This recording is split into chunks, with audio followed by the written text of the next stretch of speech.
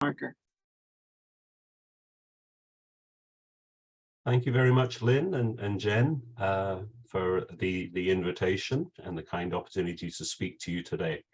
Yep, I'm on the faculty of Department of Pediatrics. The disclosures that I have, Lynn's already mentioned. I'm editor-in-chief of Stem Cells and Development.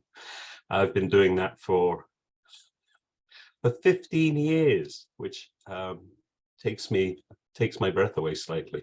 I'm also in charge of a journal called Nucleic Acid Therapeutics, which, if you're not familiar with it, some of our neurologists will be. These are clever chemists that are using clever chemicals to treat muscular disorders, cancer, using oligonucleotides, aptamers. And I'm going to talk briefly about some of that work today, but mainly this is going to be about stem cells and development. In my time looking after nucleic acid therapeutics, I think I've had to deal with one ethical issue, and that's in over 7 years. Stem cells and development, I deal with an ethical issue probably at least twice a week. It's absolutely rife with ethical problems. And today's talk is hopefully not going to be too depressing. I'm going to tell you some stuff that's going to make you go, wow, that's really great. Scientists are great. We're doing great. Everybody's great. I'm also going to tell you some stories that might even make me cry and might make you cry as well. But hopefully by the end of the talk, we'll have a better understanding that sometimes scientific advances aren't just a product of people in an ivory tower beavering away and coming up with something great, that there's other influences at play. I also should mention that I'm the ethical advisor for the whole publishing house. Yeah, so we're going to understand how clinical research is sometimes a product of their environment, and we're going to explore how biomedical ethics can be in conflict in regenerative medicine. And we're going to learn how individual editorial decisions can advance or hinder therapeutic advances. I know traditionally Grand Round talks are a one-directional event, but I like to ask questions and I like people to get involved and answer some questions. It just makes it for a much more interesting learning exercise. I'm going to tell you about stem cells. That's what it said on the labels. That's what I'm going to do. I'm going to briefly explain about the development of some of these stem cell types and how they've advanced treatment of our patients. I'm also going to talk about rhinos. It's my talk, so I can if I like. And I will even briefly talk about COVID if we have enough time. So let's get on with it. Embryonic stem cells. This goes back to the old country, back to the UK, the laboratory of Martin Evans at Cambridge, with support from researchers like Matt Kaufman and American Gail Martin. They first demonstrated way back in 1981, so that's what, 42 years ago, that cells from mouse embryos can, if properly cultured, suspend their development and multiply while remaining pluripotent, able to produce all of the cells needed to create the living body. And in fact, it was American Gail Martin that termed the phrase embryonic stem cells. And these breakthroughs that came originally from the Evans lab, but then the Martin lab as well, really just blew the world away. This was just incredible. What an incredible tool to be able to start examining A, development, but B, possible treatments and screening by having these effectively immortal embryonic stem cells as a resource. Okay, now that was mouse embryonic stem cells.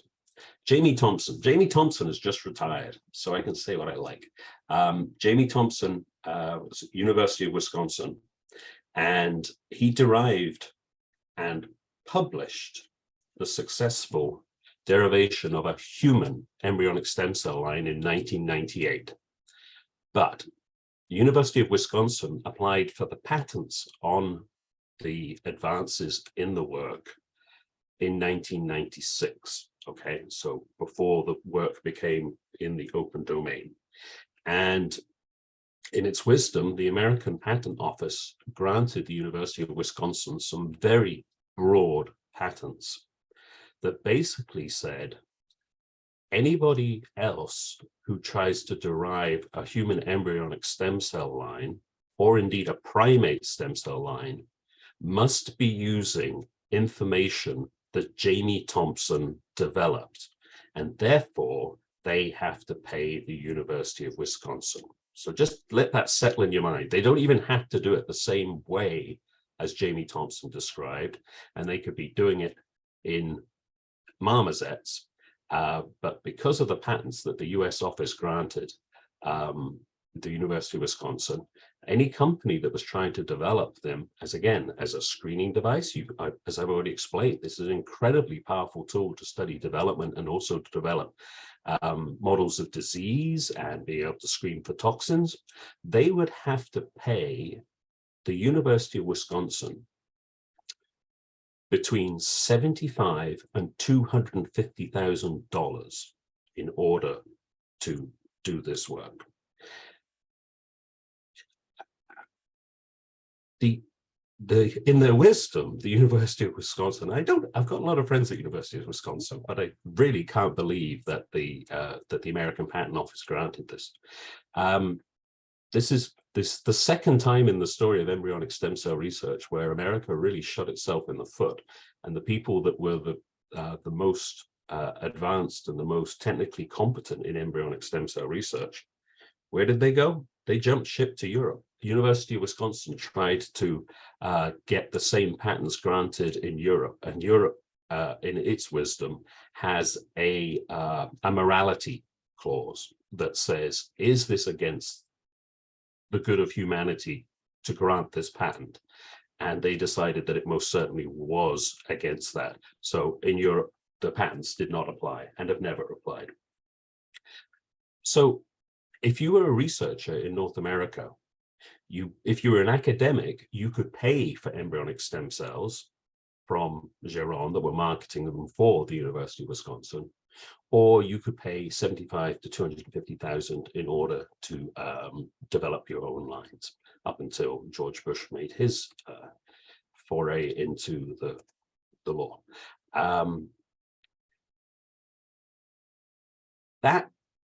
That stood until 2006, when people like my friend Jean Loring, who literally wrote the book on human embryonic stem cells, worked with patient advocate groups and did what any good American would do in this situation and sued.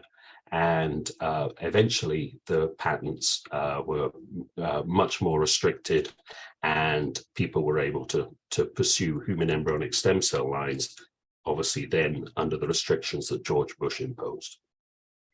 Okay, anybody got any questions or comments on that?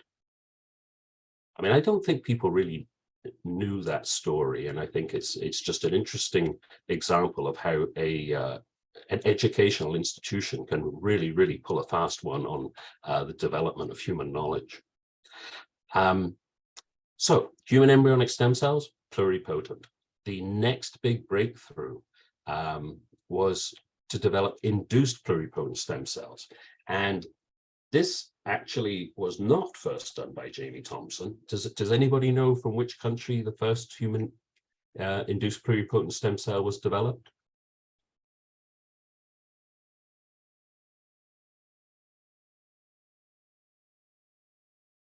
Wow, it's quiet out there. Is everybody's just reading the newspaper while I'm talking? Is that what's going on here?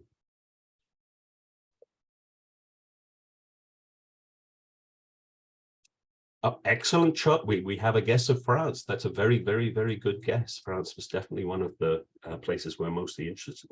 It's actually Japan. And that's interesting because like Germany, it was actually illegal to do human embryonic stem cell research. So it's almost as if there was a cultural pressure that Japan should be the first country to come up with induced pluripotent stem cells, because their researchers could not do research on human embryonic stem cells, which I think is quite interesting. And the person that did that was Shinya Yamanaka. He first did it in mice and published that in 2006. And then he was basically allowed by the international community to become famous in 2007, once Jamie Thompson had worked out to do it too. I know that sounds a bit cheeky, but it's exactly what happened. So induced pluripotent stem cells. This is where you can take, you know, just a fibroblast from an adult and reprogram it with the Yamanaka factors, and people have tried other ways as well to genetically manipulate it so that those cells then become pluripotent. They act like embryonic stem cells. And at first we thought there was probably quite dangerous and that they weren't going to look like embryonic stem cells. But the technology's been developed really far now, and they basically do act the same way. Shinya Yamanaka got the Nobel Prize. When Shinya Yamanaka got the Nobel Prize, he shared it with an old Englishman who has hair even more dramatic than mine, Sir John Gordon, who had shown that in amphibians, basically the same thing, that you can have pluripotency from an adult cell. Anybody want to take a guess when he did that?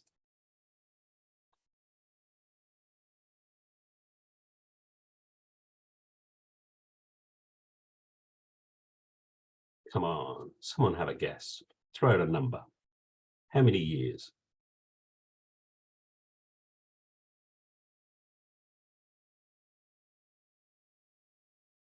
Well, this could be a 45-minute talk, or it could be a 3-hour talk. I'm very comfortable either way. 2005, that's an excellent guess. The actual answer was that it was 50 years ago. And basically, people didn't believe his data. They figured that it couldn't possibly be true. And he spent basically the rest of his years replicating that work and doing it in other ways that people, A, would be interested in it occurring at all because it was in an amphibian, and B, that they would also believe that he did it. So after a very, very long time, Sir John Gordon became a Nobel Prize winner. And turn that off. Okay. Induced pluripotent cells. These things look like a great resource. How can we use them in neurology? I'm pretty sure we've got some neurologists on the call. I'm going to talk briefly about bipolar disorder. I'm still going to ask you questions. Anybody want to guess what the prevalence of bipolar disorder is in America? Even roughly?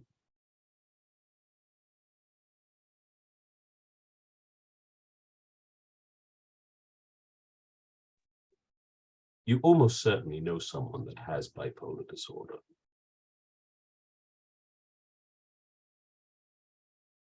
3%, you see, oh, we got it right. And what's the cause?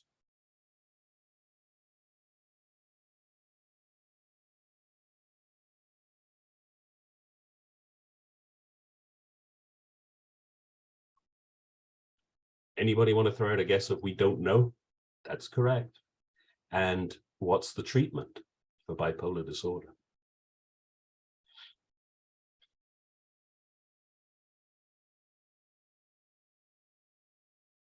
Well, there's a variety of treatments for it. Basically, we're at the moment, we've got an idea that there's a genetic component to a lot of cases of bipolar disorder, but there's also an environmental aspect to it as well. So it's a classic gene by environment interaction.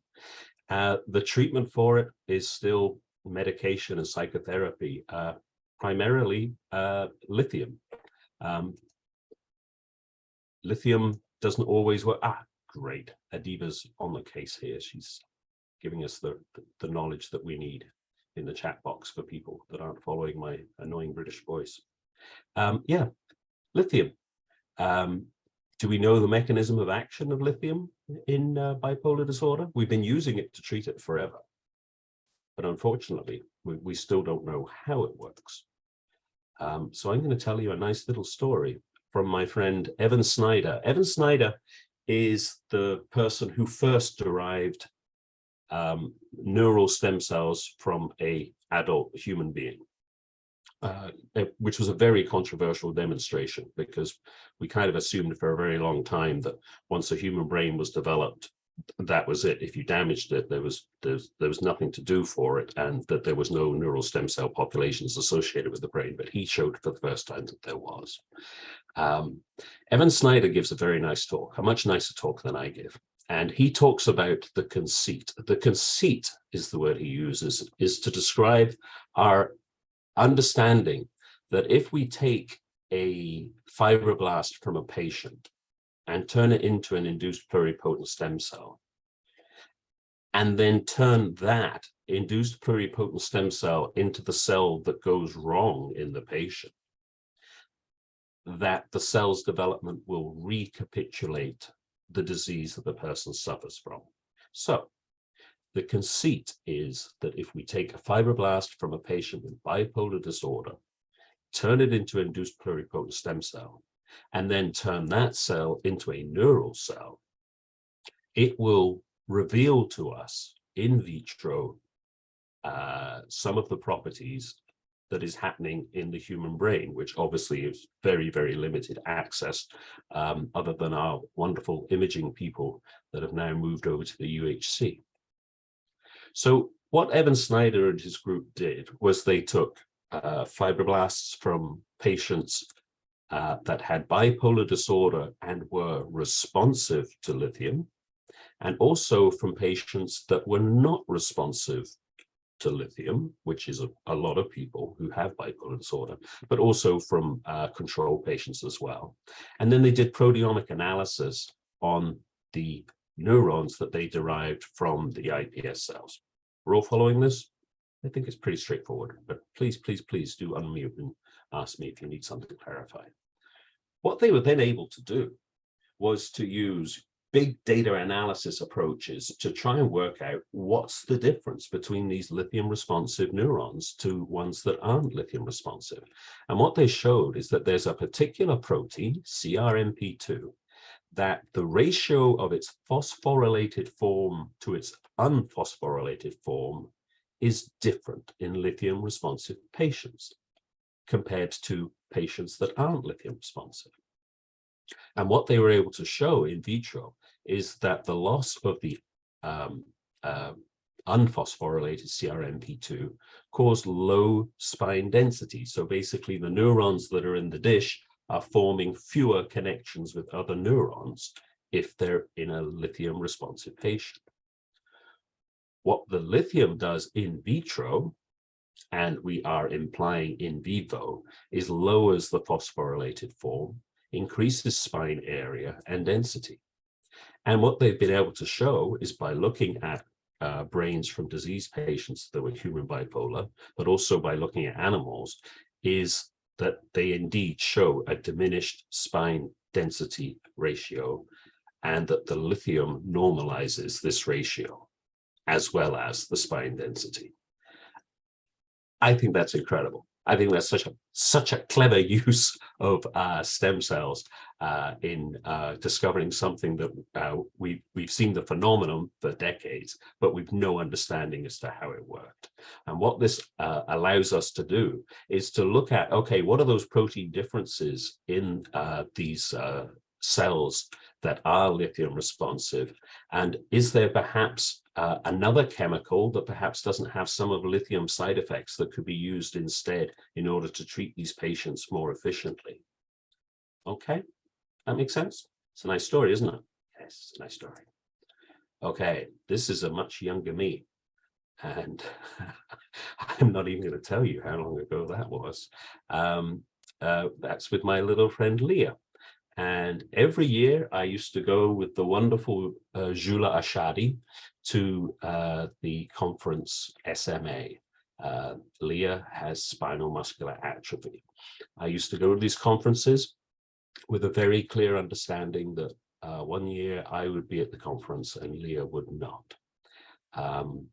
Because patients with SMA, for those of you that aren't Dr. Shaba or Anita, is caused by a genetic defect in a particular gene, which coincidentally is called survival motor neuron 1. And it leads to a loss of motor neurons, resulting in progressive muscle weakness and paralysis. And the incredible thing about this compared to most neurological conditions is that A, we know the genetic defect exactly, and B, even though all your cells in your body have SMN1, and all the cells in your body, if they had none of it, would be embryonic lethal, it's only motor neurons that appear to die back due to a defect in that SMN1 gene. Now, why am I calling it SMN1? Well, again, uniquely in humans, we have a second form of the gene that produces an aberrant form of the protein. It produces less of the protein, and it doesn't persist as long in the body. So we have the interesting situation that if a patient had multiple copies of the SMN2 gene, they might never be diagnosed with SMA other than by now the screening procedures, but someone could lead an incredibly normal life. They might have up to 8 copies of this SMN2 gene. So SMA caused by a genetic defect in the SMN1 gene. Every other animal only has the SMN1 gene. Humans have SMN2, but because we might have multiple copies of SMN2, people can have different forms. In its most aggressive form, the poor patient would be expected to die before the age of 2. Leah's form of it, I would have expected her to pass by now. But because of people coming together and doing incredible research efforts, like when I first went to these meetings, there was about 100 of us, but now the field has exploded because first of all, we were trying to find the gene that caused the concern. But then everybody started developing these wonderful stem cell models and animal models to try and work out why specifically it was motor neurons that were dying and how we could possibly rescue those neurons. So in terms of treatment options, one way we could do it is by treating that lower functioning SMN2 version so that it acts more like the SMN1. And that was the first treatment that was developed, so-called Spinraza. And I was throwing out some numbers earlier. I'm sure one of our neurologists will be able to share with you that when Biogen and Ionis developed an oligonucleotide exon skipping treatment, I'm not going to bother explaining all the science for you, just accept that a clever chemical was produced that would be able to do what treatment one says. How much did they charge for that treatment, the first ever treatment for spinal muscular atrophy?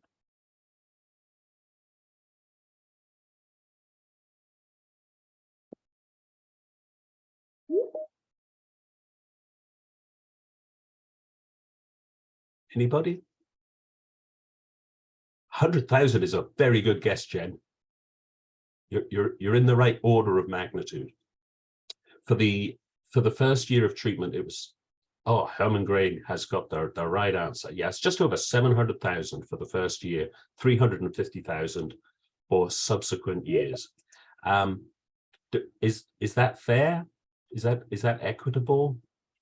Does that make a treatment available to everybody that needs it?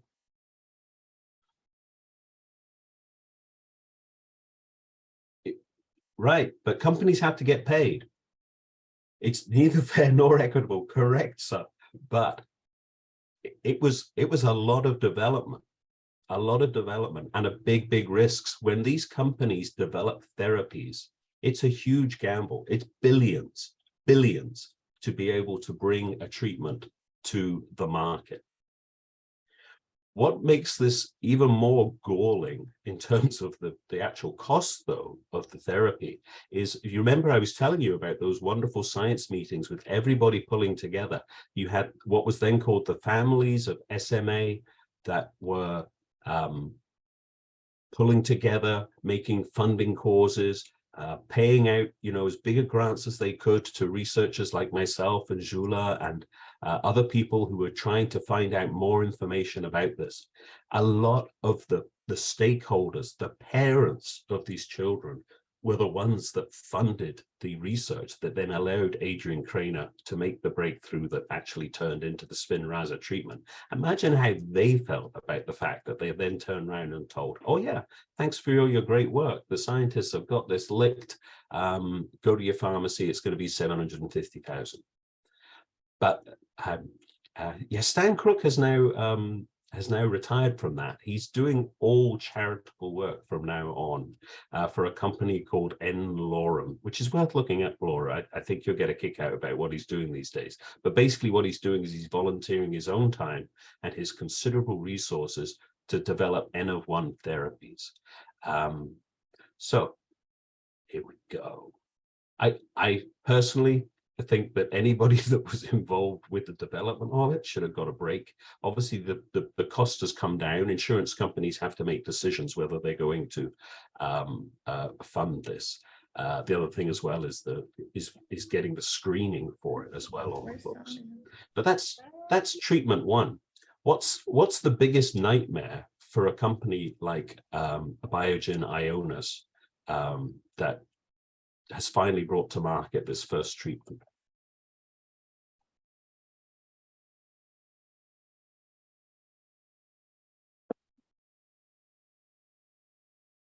Well, it's that somebody else comes up with a treatment. Treatment one, I haven't bothered mentioning yet, involves multiple injections into the spine. And that has to happen every year. That is not a trivial procedure to undergo. So imagine if you then hear of a company that's come up with a viral technology that instead of messing around with the SMN2 gene, has a way to develop a functioning version of the human SMN1 gene, and that it can go into the spine and increase the health of the patient on one treatment. Never need another treatment again. Anybody happen to know how much that therapy is priced at, or at least was priced at when it came on the market?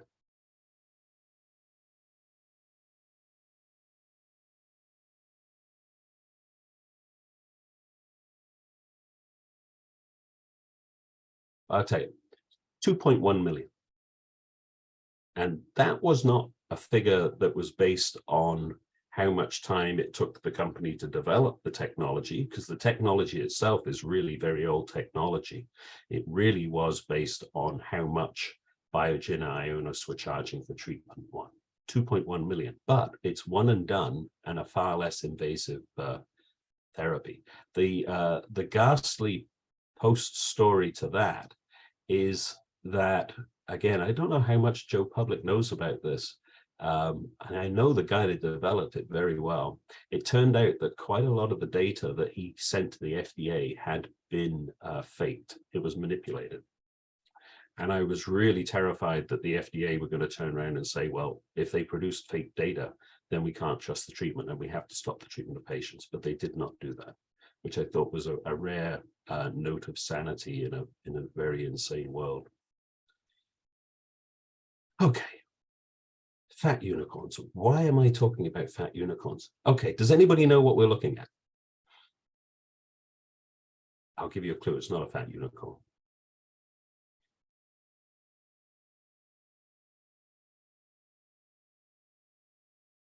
This is Sudan. And Sudan is a northern white rhino. Sudan is no longer with us. There were only 3 northern white rhinos left, one of which was at San Diego Zoo. And my good friend, who I mentioned already, Jean Loring, who is one of these people that just has endless curiosity. As I say, literally wrote the book on human embryonic stem cells, and does a lot of work developing stem cell therapies for Parkinson's disease. She fell in love with the northern white rhino that was at San Diego Zoo and was very moved by the plight. So she got hold of fibroblasts, and she developed induced pluripotent stem cells from the northern white rhino. What I should share with you is that it isn't in any way obvious if you take an animal, whether it's a cheetah, ibex, dog, and take a fibroblast from it. It's not obvious what your chance of success of developing an iPS cell. It's not simply that every animal on God's green earth is capable of producing iPS cells, but the northern white rhino did. So the northern white rhino is what we call a walking extinct animal. I think I want to say there's one left, but I'm probably wrong. I think it may have recently passed. But we have banked the iPS cells from the northern white rhino. So it's now Gene's passion to try and develop the technology to be able to produce an egg that would then be able to go into a surrogate so that we could bring the northern white rhino back. Now, is that a good use of gene loring? Is that a good use of our resources? I think it's a very interesting ethical question. We as scientists have our level of hubris and we have our passions, but is that really what we should be spending our time doing? I would argue yes, because in order for, certainly one route logically that Gene could go is to try and produce an egg and to try and produce a sperm and then produce a fertilized egg that can then go into a surrogate rhino. That logically makes sense. Unfortunately, the technology in order to derive zygotes from pluripotent stem cells does not yet exist. But the passion and the drive of the people like Gene Loring mean that they will solve this. And one of the side effects, if you like, one of the benefits of doing that will be of great interest to the 1 in 7 couples in the world who simply aren't capable by themselves of having children. And that problem, as I'm sure you all know, is only getting worse in terms of the world reproductive numbers. It doesn't seem that long ago that we were absolutely terrified of overpopulation, and that now just not seem to be the way the problem is developing, which is probably environmental, but we'll leave that for another talk. Okay. Why did I show you a picture of Michaela De Luca? This is Michaela De Luca. Okay, Michaela De Luca. Michaela De Luca has been looking at epidermal stem cells, and unlike some, Johnny come lately, he's been doing it forever. This man flipping loves stem cells. He's been culturing epidermal stem cells for over 30 years, and he's really good at it. And he's an Italian, and again, really passionate about his work. And I'm going to tell you a story about it. You might know this story. There was a Syrian refugee in Germany, and that's going to be important, and I hope I remember to explain why it's important, in Germany. And this kid was, I think, about 6 years old when they took him to the clinic because his skin had started to flake and he started to show blisters. This is a condition. Does anybody know what condition I'm going to talk about? And feel free to unmute and say it, because I always butcher the pronunciation. It's a tricky name. Ichthyosis? That might be another name for it. No, it's not. I don't think so, but that's a good guess.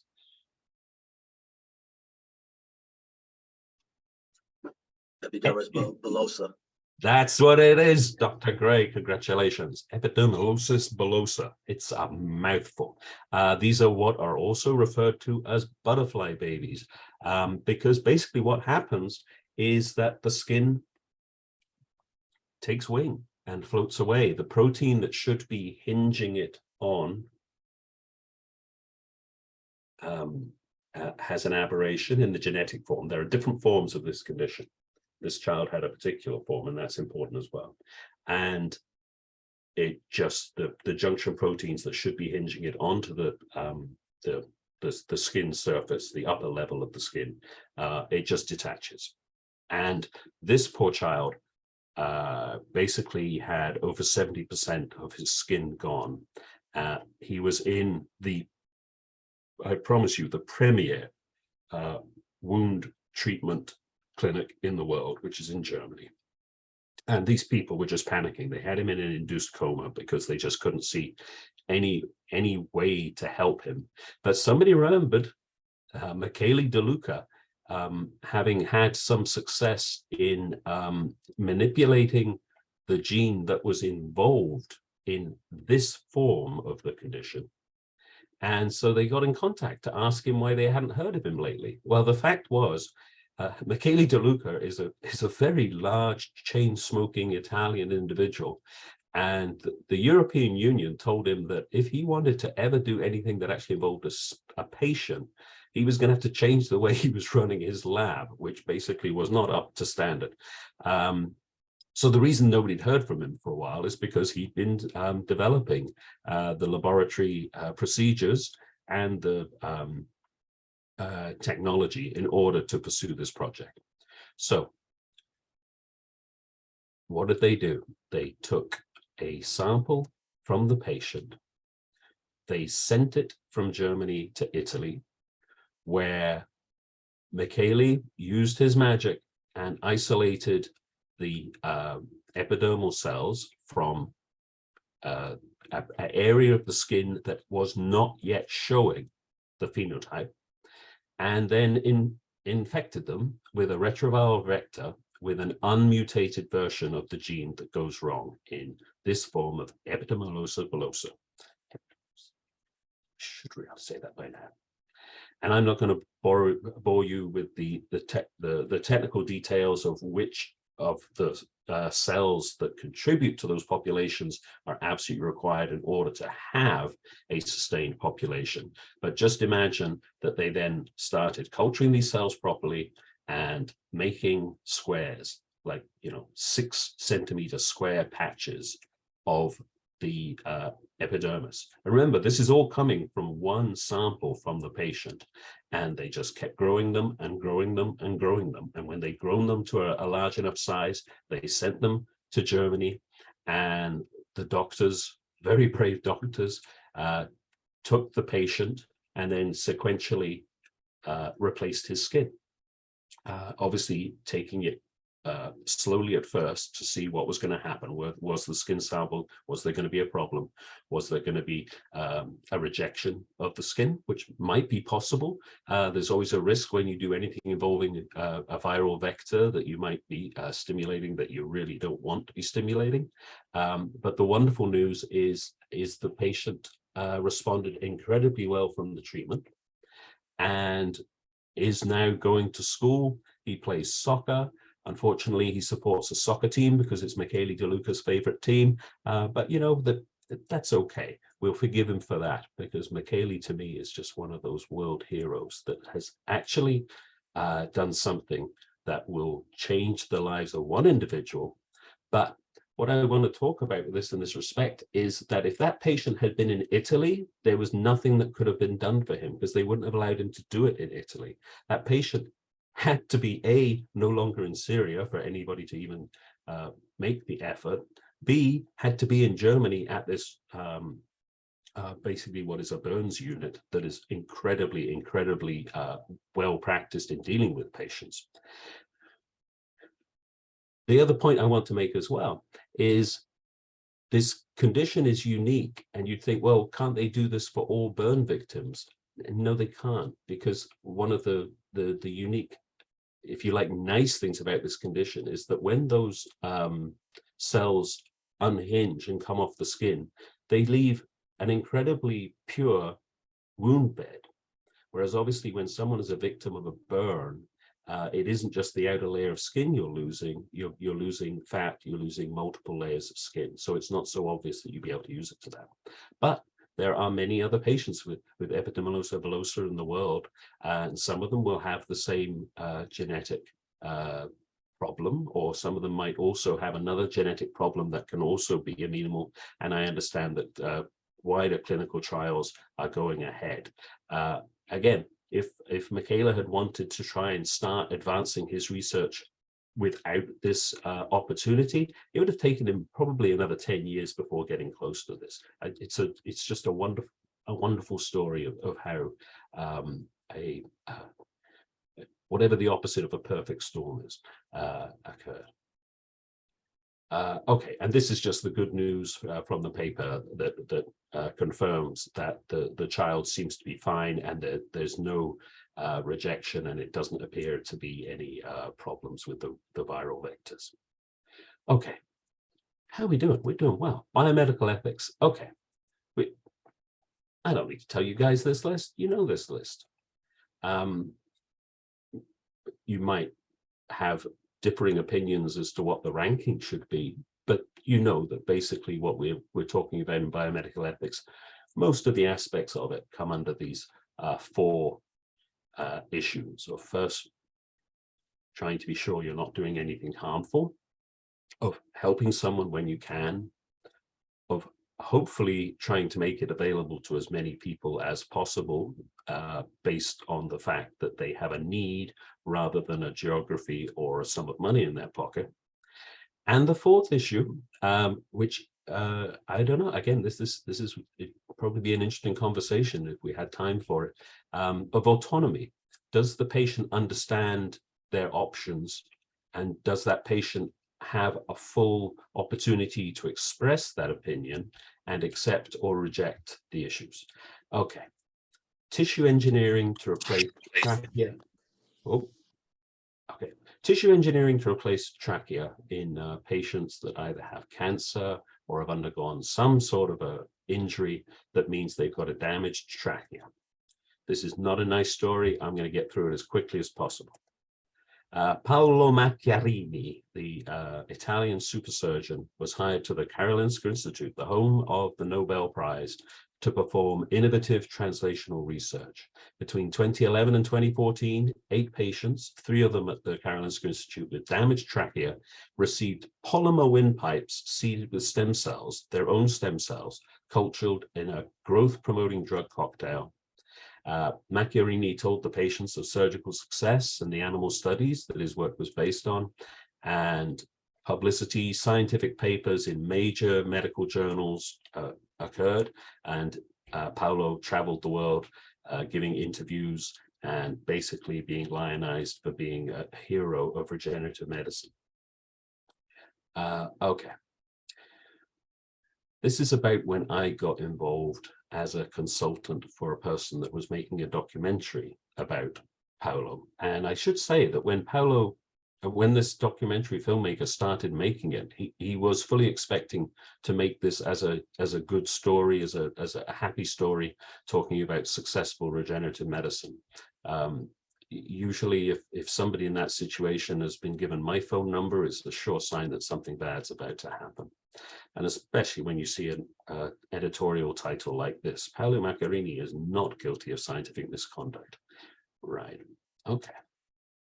So 7 patients have now died. 1 survived an operation to remove the polymer trachea. 1 passed having been in intensive care since 2012. No large animals as described the patients were performed. In fact, only 1 large animal study was performed, and that was to put the polymer windpipe, a section of it, in the skin of a pig to see whether there was an immune response, and it failed that test. No review boards at the Karolinska ever reviewed any of Paolo's procedures. No permission was sought to use his special growth-promoting drug cocktail. When people like my friends Kala, who had been involved in the surgeries that were performed on these patients, went to the KI and said, look, he's saying that these were a success. They're not. These patients are not in a good shape. They were told that if they told anybody outside the institution, then they would be they'd be arrested. An investigation from an external reviewer, a surgeon from Uppsala, I think, in his opinion, said that all of the publications involved misconduct. I'm not going to tell you about the Vanity Fair article. You can look it up for yourself. It's a hoot. You won't be disappointed. Later in 2016, the documentary that I helped make appeared.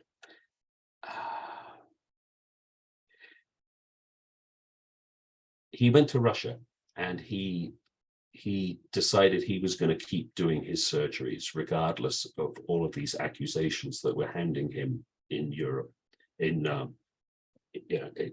the Karolinska. But the investigations went ahead.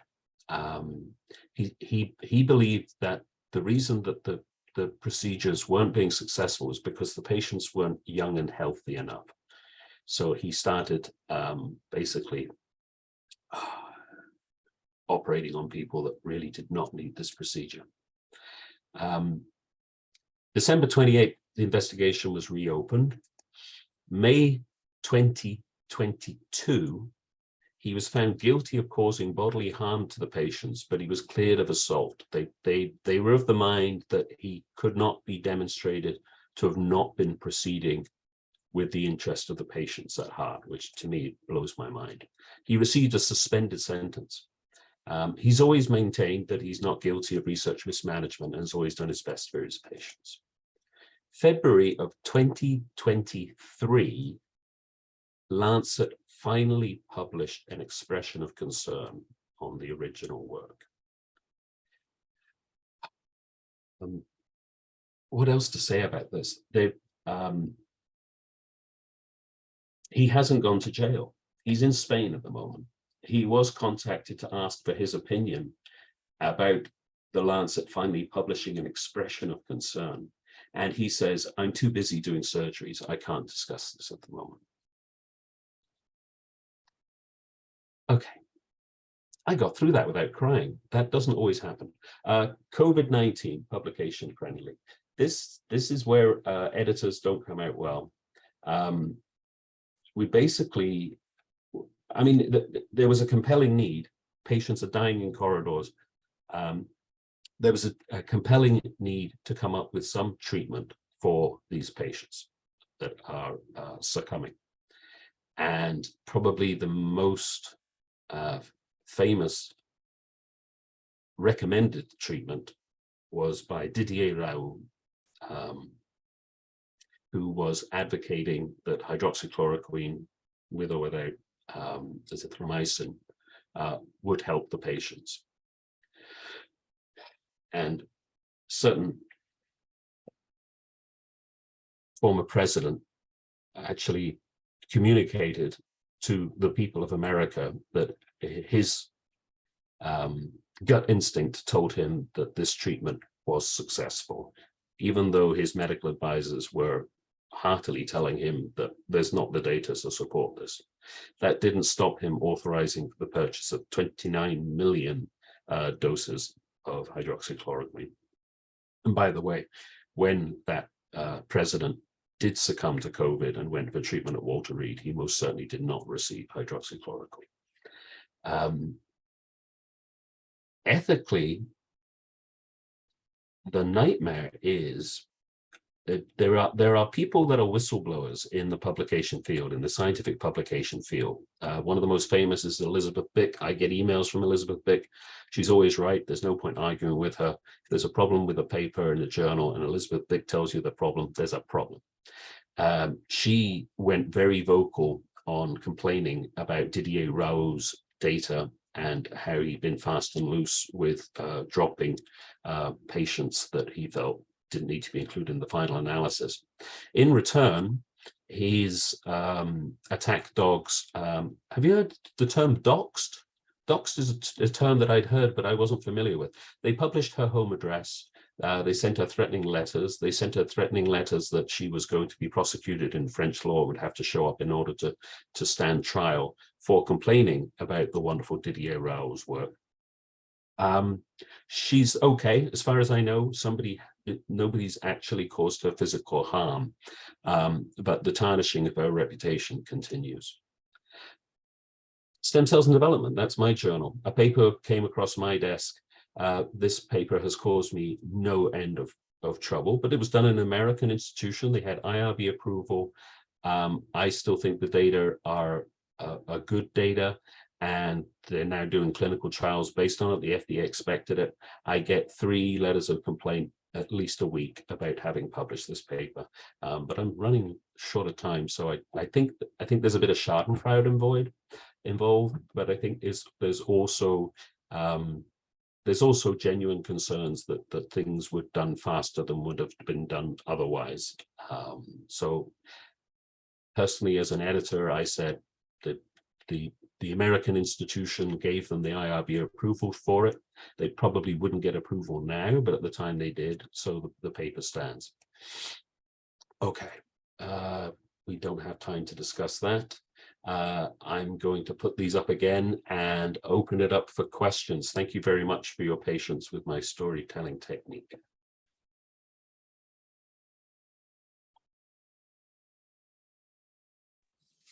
Thank you, Dr. Parker. Are there any questions from the audience? Yes, I have a number of questions. First of all, a very transfixing presentation. My name is Martin Toby. I'm a gastroenterologist. I'm a translational researcher. So just a number of things. One, I'm sure you're aware of the work done by people at Amgen, where they had a break in their usual activities and decided to see if how many very fine journals they could reproduce articles from. And they only could reproduce 15%. And we're talking about Nature and Cell, and the top journals. So we certainly have a medical, a great flaw. You mentioned your own journal, and reproducibility is a very important point. There's also some misnomers. The white rhino, it's not really a white rhino. It is a change in the name. If you looked at the picture of your white rhino, you'll see it's a very broad upper lip.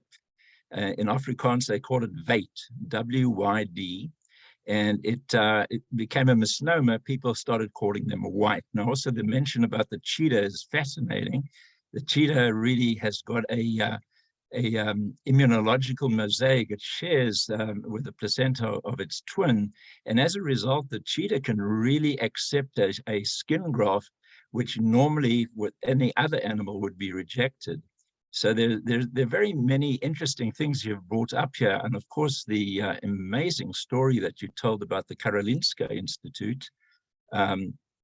It harkens back to really the terrible experiments done in the Nazi death camps by people like Mengele, who the institutional board the board that was directing his research was none other than Heinrich Himmler, the head of that whole operation, which gives you an idea of some of the latitude that he was allowed. Unfortunately, it comes from a Nobel Prize winner. That's a whole different story. But I did find your presentation quite fascinating. But I just need to point out that there are flaws in the way that we manage medicine, our publications, and certainly it is time for reform. Thank you very much for your comments. That's some interesting facts for me to add there. I have another form of the presentation that does list those 50 publications. Five of them they could reproduce, and they were actually some of the lowest cited papers. And the terrible part of that is that none of those papers have been retracted, even though they couldn't be reproduced. None of them. Thank you.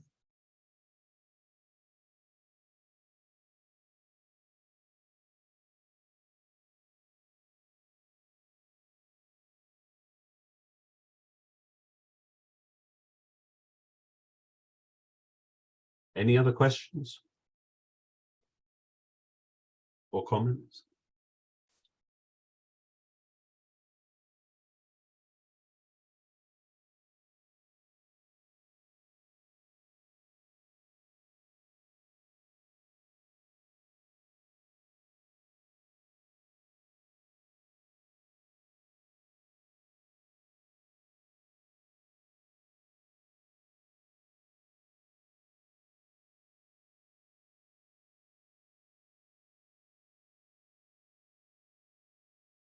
I don't know whose responsibility it is to close it out then, but Graham, just one quick question, if I may.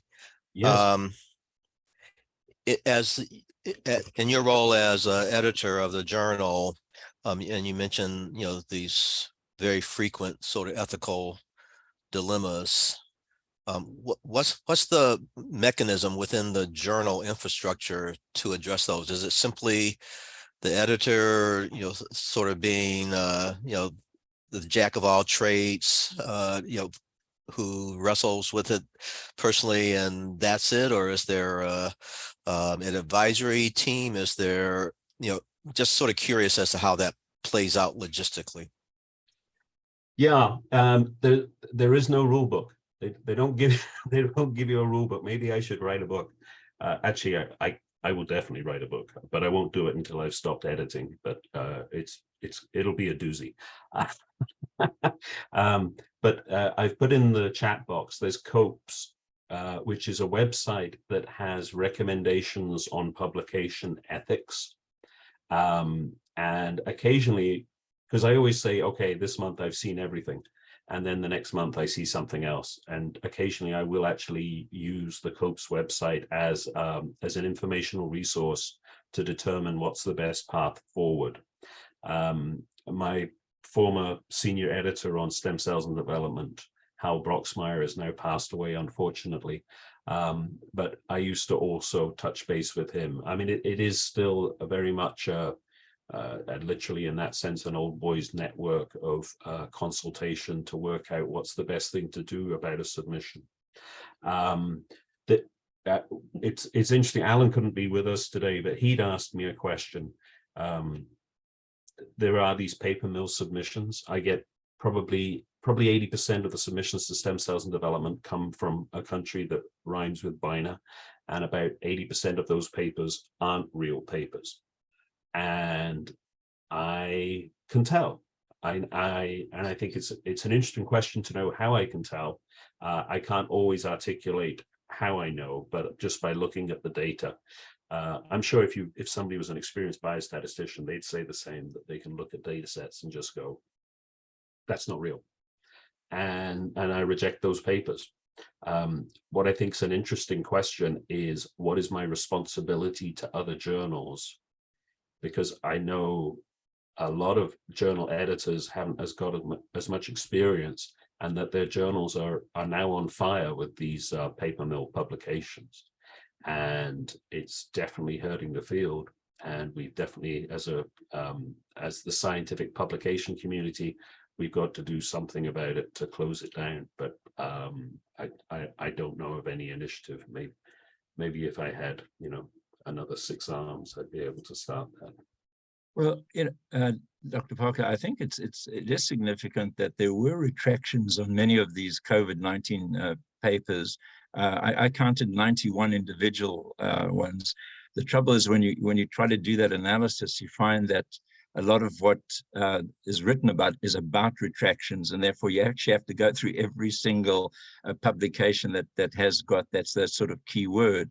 So, it seems to me that there were 91, and I compared that to what happened during the SARS epidemic and the MERS epidemic, and there were no retractions for that particular era of coronavirus infection. So I think there was some response. 91 is a reasonable number, but obviously not enough. There's not enough policing, as it were, of journals and the publications. But it seems to me that you've outlined some ways forward, for the industry to actually reform itself. Of course, there's a great number now of journals that they might not be predatory, but they are irregular, to put it mildly. But I take your point, but a lot of those COVID papers aren't literally paper mill papers. They're just bad papers. And the paper mill paper phenomenon is a slightly different thing. And and Alan is now panicking, and I have to talk to him sooner rather than later, because he studies exosomes. And the favorite topic for paper mill papers are exosomes, microRNA, cancer. And when I get a paper submitted to Stem Cells and Development that has those 3 words in the title, I'm almost certain that what I'm going to be looking at is not a real data set. Where definitely there were paper mill papers on COVID, a lot of it was just very bad work.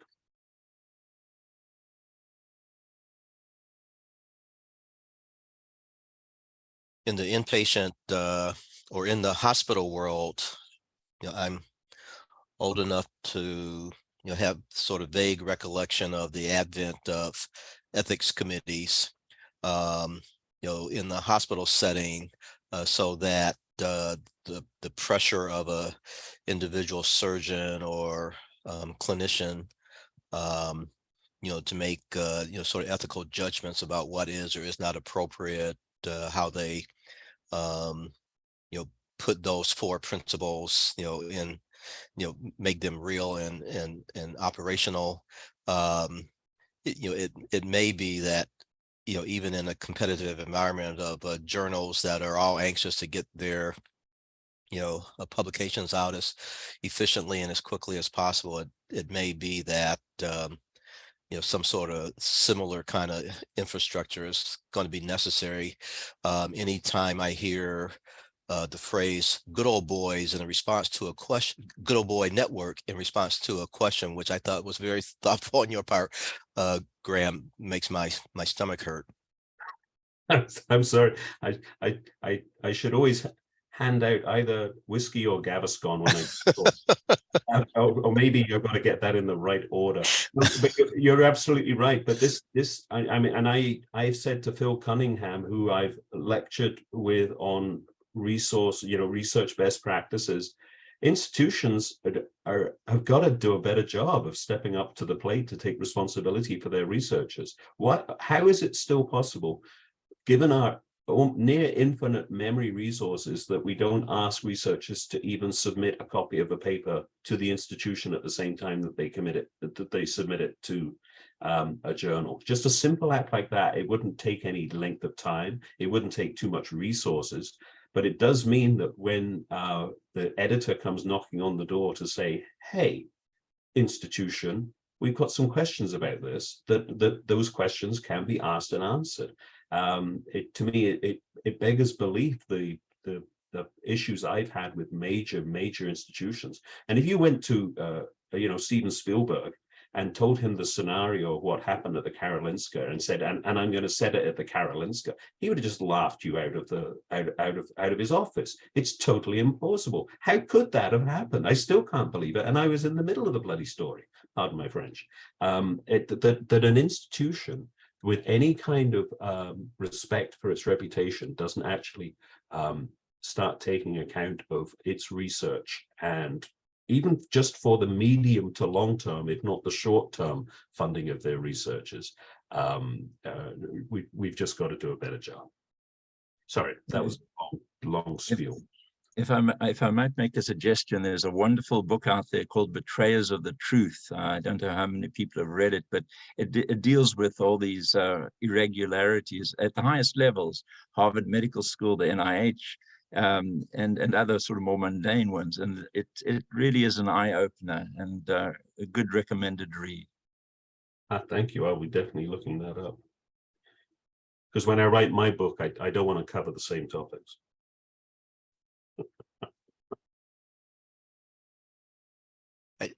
Don't know if Dr. Smitherman is still present.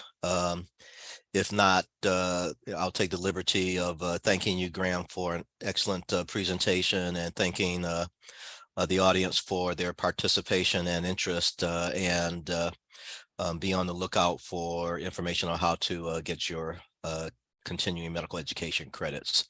It'll come to you shortly. Thank you very much, and hope you all have a great day.